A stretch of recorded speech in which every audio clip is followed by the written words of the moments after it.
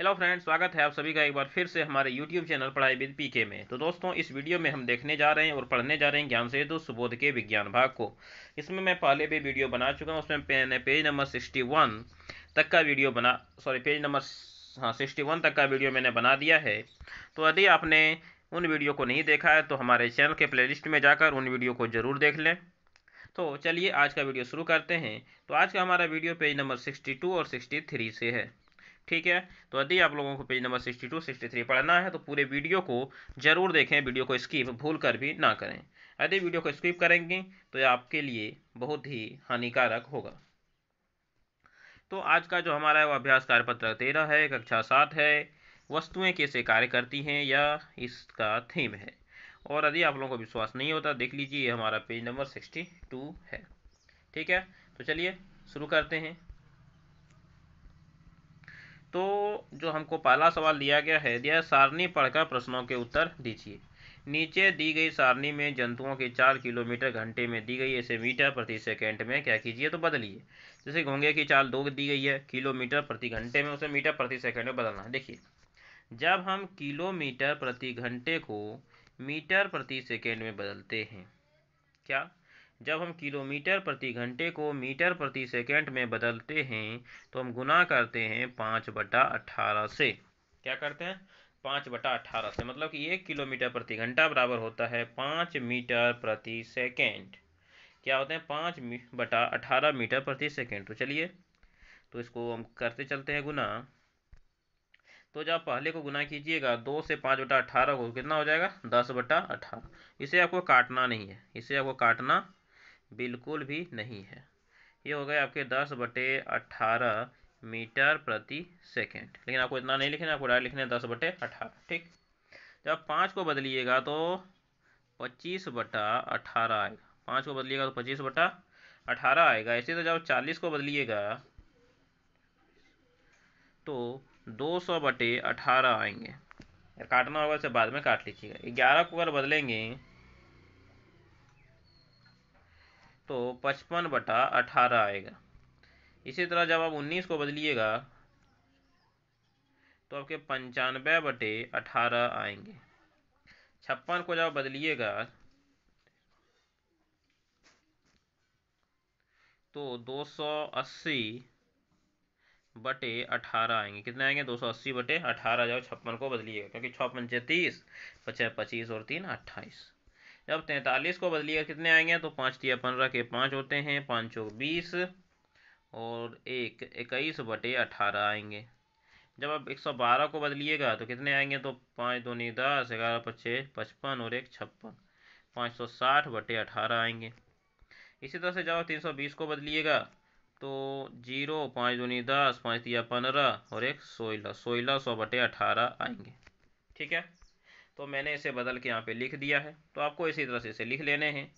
और यदि आप इसे और शॉर्ट में करके लिखना चाहते हैं, आप भाग दे के लिख लीजिएगा। जैसे कि जब इसे भाग दिए कितना आएगा, इसको भाग देने पे कितना आएगा, इसको भाग देने पे कितना आएगा, तो आप सबको भाग दे के भी लिख लीजिएगा। फिर आप इस तरह भी छोड़ सकते हैं। ठीक है, तो चलिए आगे बढ़ते हैं। दिया गया है सबसे अधिकतम चाल किस जंतु की है। सबसे अधिकतम चाल किस जंतु है, इसलिए देखते हैं। देखिए, यहाँ पे आपको दिख रहा है कि जो बाज है वो 320 किलोमीटर प्रति घंटा में दौड़ सकता है और अन्य कोई भी इतना स्पीड से नहीं चल सकता है। तो सबसे अधिक जो स्पीड है वो किसकी है, तो बोलिएगा सर सबसे अधिक स्पीड जो किस जंतु की है, तो बाज की है। तो क्या इसका आंसर हो जाएगा? बाज। अगला जो सवाल है वो आपको इसके स्क्रीन पे दिख रहा है। गिलहरी व खरगोश की चाल में अंतर बताइए। गिलहरी व खरगोश की चाल में अंतर, चलिए देखते हैं। गिलहरी की चाल कितनी है, तो बोलिएगा सर गिलहरी की चाल यहाँ पे हमें दिया गया 19 दिया गया है, इन 19 किलोमीटर प्रति घंटा। और गिलहरी और किसकी? खरगोश की चाल बोली गई थी। और खरगोश की जो की चाल दी गई है वो कितनी दी गई है, तो 56 घंटा दी गई है। तो हमें यही बोला है कि गिलहरी और खरगोश की चाल में अंतर, तो 56 में 19 घटाने हैं। ठीक है, 56 में क्या करना है? 19। तो 56 माइनस 19, जब दोनों को घटाइए कितने आएंगे? तो 16 में 9 जाएंगे तो आपके 7 बचेंगे। और जब 4 में 3 जाएंगे, 1 जाएंगे तो 3 बचेंगे। तो 37 किलोमीटर प्रति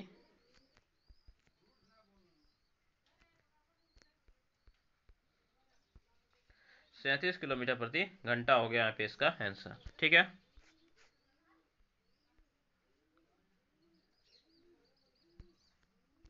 आगे देखते हैं, दिया गया है चाल के आधार पर जानवरों के नाम चाल के बढ़ते क्रम के अनुसार लिखिए। चाल के आधार पर जानवरों के नाम चाल के बढ़ते क्रम के आधार पर क्या करने हैं आप सभी को, तो आप सभी को लिखने हैं। ठीक है, तो चलिए लिखते हैं। तो सबसे पहले आप देखिएगा कि सबसे कम चाल है घोंघा का, तो पहले घोंघा का नाम आएगा, फिर आपका भीमकाय कछुआ आएगा, फिर आपका घरेलू चूहा आएगा, फिर आप गिलहरी देंगे, उसके बाद मानव देंगे, फिर खरगोश, फिर ब्लू फिश, चीता और बाज। ठीक है, तो चलिए एक एक करके हर एक के नाम यहाँ पे लिखते हैं। तो आप लोग मेरे साथ लिखते चलिएगा। तो लेकिन उससे पहले मैं इसका रंग बदल लेता हूँ थोड़ा सा, और उसका साइज को भी थोड़ा सा बड़ा कर देता हूँ।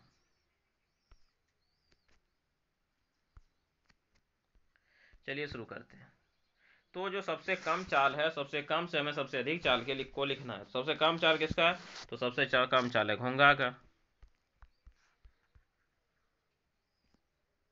सॉरी घोंघा नहीं होगा, यहाँ पे क्या होगा, घोंघा। ये हो गया आपका घोंघा। उसके बाद आपका कौन है, तो घोंघा के बाद आता है आपका भीमकाय कछुआ, भीमकाय कछुआ। तो चलिए ये हो गया आपका भीमकाय कछुआ। उसके बाद जो आपको दिया गया, उसके बाद कौन आया, तो मैंने आपको बताया कि उसके बाद आता है आपका घरेलू चूहा,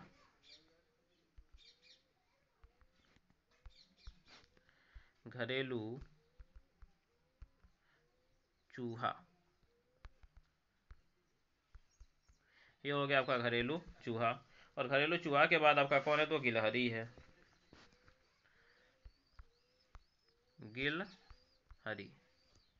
गिलहरी के बाद आपका कौन है, तो गिलहरी के बाद जो आपके हैं वो आपके मानव हैं। और मानव से अधिक चाल किसकी है, तो मानव से अधिक चाल आपकी ब्लू फिश की है,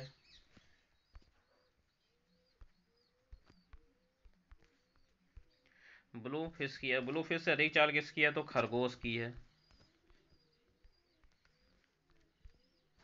खरगोश की। और खरगोश से अधिक चाल किसकी है, तो चीता की है। और चीता से अधिक चाल किसकी है, सॉरी चीता। और चीता से अधिक चाल किसकी है, चीता से अधिक चाल आपकी बाज की है, चीता से अधिक चाल आपकी बाज की है। ठीक है, तो चीता से अधिक चाल बाज की है। तो आपको इसी तरह का आप लिस्ट बनाना था, मैंने आपको लिख दिया है चाल के बढ़ते क्रम में सभी के नाम। तो चलिए आगे बढ़ते हैं।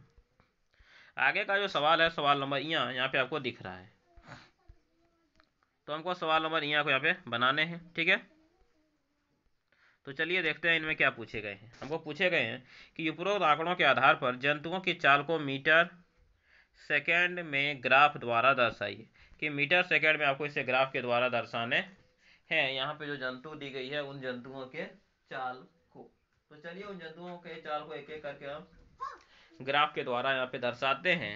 ठीक है, लेकिन ग्राफ के द्वारा दर्शाएंगे किसी के चाल को तो मुझे बहुत लंबा चौड़ा ग्राफ बनाना पड़ेगा, इतना जगह यहाँ पे हमें नहीं दिया गया है। लेकिन मैं बता देता हूँ कि आपको इन्हें कैसे बनाना है। तो सबसे पहले आपको इस तरह से एक लाइन लेने हैं। ठीक है, आपको इधर से भी एक लाइन लेनी है। ठीक हो गया, उसके बाद आपको हर एक के चाल को यहाँ पे दर्शा देना। मान ली किसी का चाल इतना है तो आपको यहाँ पे दर्शाना है, फिर फिर इस तरह से दर्शाने हैं। तो चलिए मैं दिखा देता हूँ।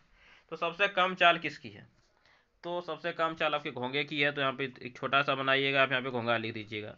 उससे अधिक चाल आपका भीमकाय कछुआ की, इसे थोड़ा बड़ा लिखाना है, बनाना है, भीमकाय कछुआ लिख दीजिए। फिर इसे थोड़ा इससे आप थोड़ा बड़ा बनाइए, आप यहाँ पे घरेलू चूहा लिख लीजिए। उससे बड़ा बना के आप यहाँ पे गिलहरी लिख लीजिए। उससे बड़ा बना के आप यहाँ पे मानव का चाल लिख लीजिए। उससे बड़ा बना के आपको यहाँ पे ब्लू फिश लिख लेना है। उससे भी बड़ा बना के आपको यहाँ पे खरगोश लिख लेने हैं। उससे भी थोड़ा बड़ा बना के आपको यहाँ पे चिता लिखना है। और इससे भी थोड़ा अधिक बड़ा बना के यहाँ पे आपको बाज लिखने हैं। इसी तरह से आपको बना देने हैं। आपको नीचे में यहाँ पे सबसे पहले क्या लिखना है, जैसा कि देखिए ऊपर में मैंने यहाँ पे जो जो लिखा है वही सब आपको लिख देना है। सबसे पहले आप यहाँ क्या लिखिएगा, घोंगा, भीमकाय कछुआ, घरेलू चूहा, गिलहरी, मानव, ब्लू फिश, खरगोश, चीता और बाज। और इधर आपको क्या देने हैं, तो इधर आपको ज़्यादा कुछ नहीं करना है, उधर सिर्फ आपको लिख देना है चाल। तो यहाँ हम लिख देंगे चाल। सॉरी हिंदी में लिखना है, इंग्लिश में नहीं, चाल, और ब्रैकेट में लिखना है मीटर प्रति सेकेंड। हो गया। और इधर जंतुओं के नाम। बस आपको इतने ही बनाने हैं। तो मुझे लगता है कि आप लोग अब इतने होशियार हो गए हैं, आप इन्हें अच्छे से बना लीजिएगा। तो चलिए अगले सवाल को देखते हैं। अगला सवाल जो दिया गया है वह सवाल नंबर 2 है, दिख रहा है आप लोगों के स्क्रीन पे। हमसे पूछा गया है कि एक कार की चाल 80 किलोमीटर प्रति घंटे है और एक बस 280 किलोमीटर की दूरी 4 घंटे में तय करती है। 280 किलोमीटर जाती है, दूरी हो गया, बटा समय बराबर क्या होता है 4, भगा दें कितना आएगा 70 किलोमीटर प्रति घंटा आएगा। ठीक है, कोई डाउट नहीं। तय करती है तो किसी स्थान पर शीघ्र पहुंचने के लिए कौन सा साधन चुनेंगे। अच्छा बताइए, ये कोई गाड़ी है जो कि 80 किलोमीटर प्रति घंटा की चाल से चलती है। ठीक, एक कोई गाड़ी है जो कि 80 किलोमीटर प्रति घंटे की चाल से चलती है और एक गाड़ी है जो 70 किलोमीटर प्रति घंटे की चाल से चलती है। तो आप किस में जाइए, जो गाड़ी ज़्यादा स्पीड चलेगा। तो ज़्यादा स्पीड यहाँ पे आपको कौन सी गाड़ी चल रही है, तो बिल्कुल सही 80 किलोमीटर प्रति घंटे। 80 किलोमीटर प्रति घंटे मतलब कि कार यहाँ पे सबसे अधिक आपकी स्पीड चल रही है। तो आप किससे जाना चाहेंगे, तो कार से। तो क्या लिखेंगे, तो आप लोग यहाँ पे लिखिएगा क्या कि हम लोग कार का चयन करेंगे। लिखेंगे कि कार का चयन करेंगे। चलिए लिखते हैं, कार नहीं कार, CHAYAN, चयन।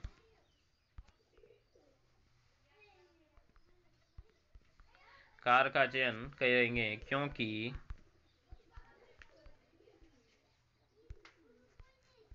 कार की चाल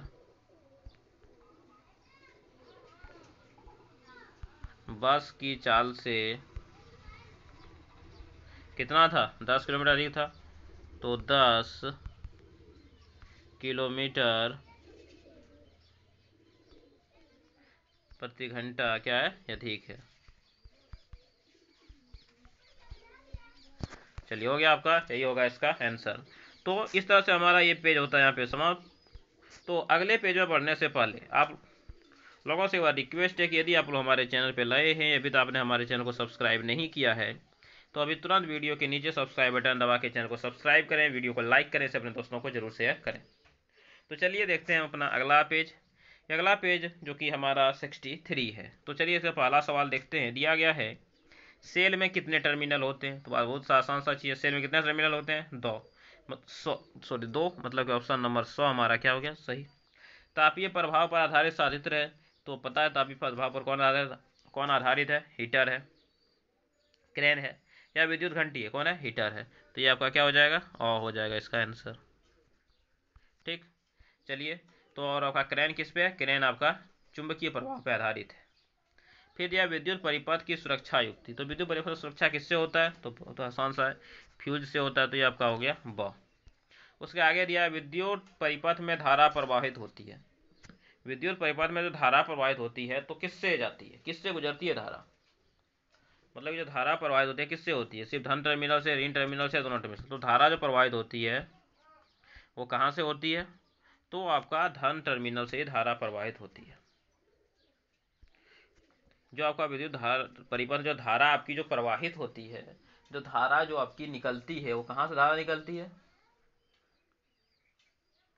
तो धन टर्मिनल से होती है और कहाँ जाती है, तो ऋण टर्मिनल में जाके मिलती है। तो विद्युत धारा धन टर्मिनल से निकलती है और ऋण टर्मिनल में, सॉरी, धन टर्मिनल से निकलती है और ऋण टर्मिनल में जाती है। मतलब कि प्लस से धारा निकल के माइनस की ओर जाती है, प्लस से धारा निकल के किधर जाती है, माइनस की ओर जाती है, धन से ऋण की ओर जाती है। तो किससे प्रभावित होती है, तो धन से ऋण की ओर, मतलब दोनों में जाती है। तो इस तरह से आपका जो ऑप्शन हो जाएगा क्या हो जाएगा, ऑप्शन नंबर 7। तो ये हमारा हो गया कंप्लीट। चलिए अगला देखते हैं। अगला जो दिया गया है वो आपके स्क्रीन पे आपको दिख रहा है, रिक्त स्थानों की पूर्ति कीजिए। चलिए, तो इसमें हमें रिक्त स्थान की पूर्ति करना है। जब किसी तार से विद्युत धारा प्रवाहित होती है तो वह चुंबक की भांति व्यवहार करता है। इसे विद्युत धारा का क्या कहते हैं, तो आप सभी अपने क्लास में पढ़े होंगे या नहीं पढ़े हैं तो यहाँ पे आप लोग पढ़ लीजिए। किसे हम लोग विद्युत धारा का चुंबकीय, विद्युत धारा का चुंबकीय प्रभाव कहते हैं। प्रभाव तो दे दिया गया। तो विद्युत धारा का चुंबकीय प्रभाव कहते हैं। ये हो गया हमारा इसका सही जवाब। तो चलिए आगे देखते हैं। आगे जो सवाल नंबर ब है वह दिया गया है कि लोहे के किसी टुकड़े पर विद्युत रोधी तार से लिपटी विद्युत धारावाही कुंडली को क्या कहते हैं? तो इसे हम लोग विद्युत चुंबकीय कुंडली कहते हैं। क्या कहते हैं? तो इसे हम लोग विद्युत चुंबकीय कुंडली कहते हैं। तो लिखेंगे विद्युत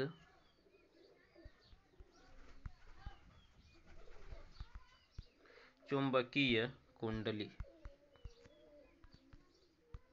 विद्युत चुंबकीय कुंडली, ये हो गया यहाँ पे इसका आपका सही जवाब। क्या? तो इसका आंसर हो गया विद्युत चुंबकीय कुंडली। वो यहाँ पे आपको भरने हैं। तो चलिए आगे चलते हैं। आगे जो सवाल है सवाल नंबर 100 दिया गया है विद्युत बल्ब का तंतु पदार्थ से बना होता है। तो विद्युत बल्ब का जो तंतु होता है किस पदार्थ से बना होता है? बहुत आसान सा सवाल है, आप लोग भी जानते हैं किससे बना होता है। तो टंगस्टन से बना होता है।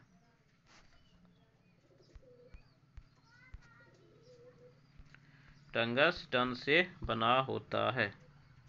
तो ये आपका टंगस्टन से बना होता है। तो चलिए अगला देखते हैं। अगला क्या दिया गया? अगला दिया गया है कि जब किसी तार में से विद्युत धारा प्रवाहित होती है तो वह तप्त हो जाती है, उसे विद्युत धारा का क्या कहते हैं?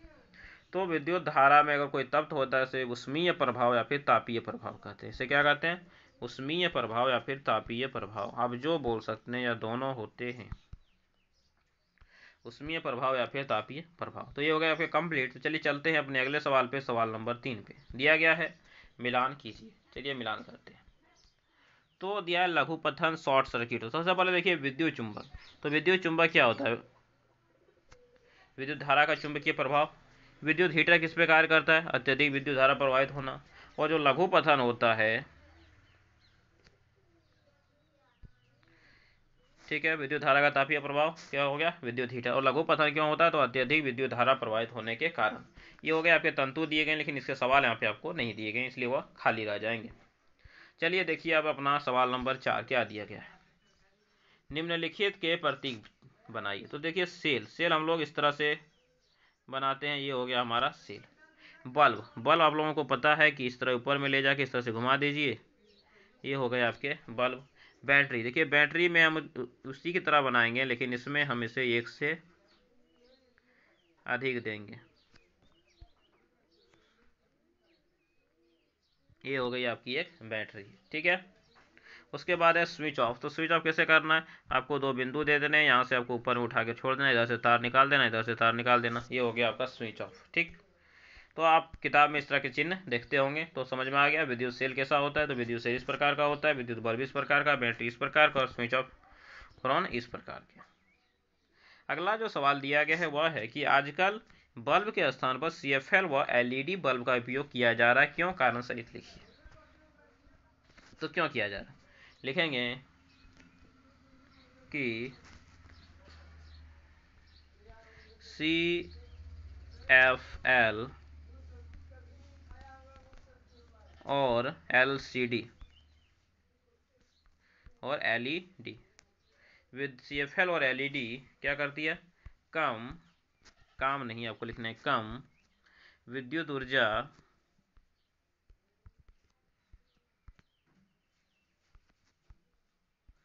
व्यय करती है।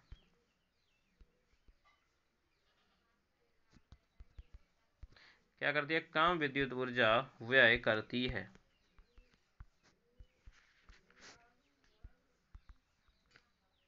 जिससे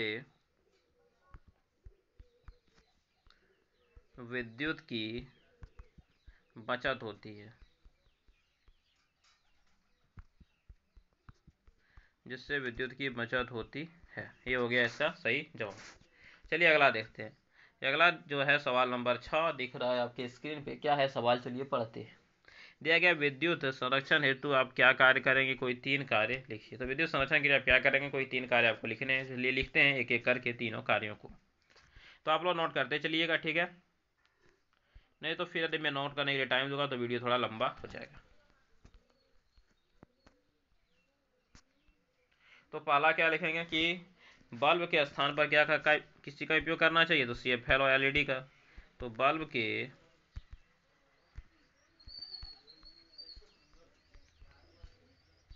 स्थान पर CFL या LED का उपयोग करना चाहिए। तो बल्ब के स्थान पर हमें CFL या LED का उपयोग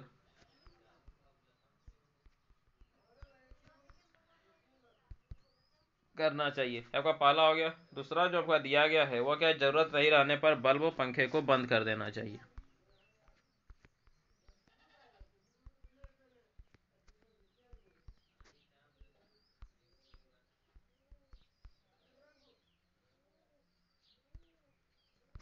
बल्ब,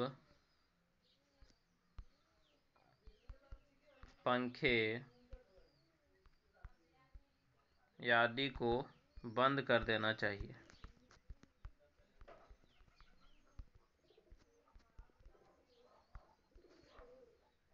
बल्ब आदि को बंद कर देना चाहिए। तीसरा क्या लिखेंगे कि कम वोल्ट के टीवी फ्रिज का उपयोग करना चाहिए। कम वोल्ट के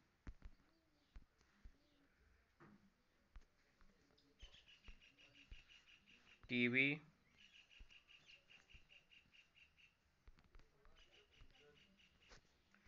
फ्रिज का उपयोग करना चाहिए। तो कम वोल्ट के टीवी और फ्रिज का उपयोग करना चाहिए।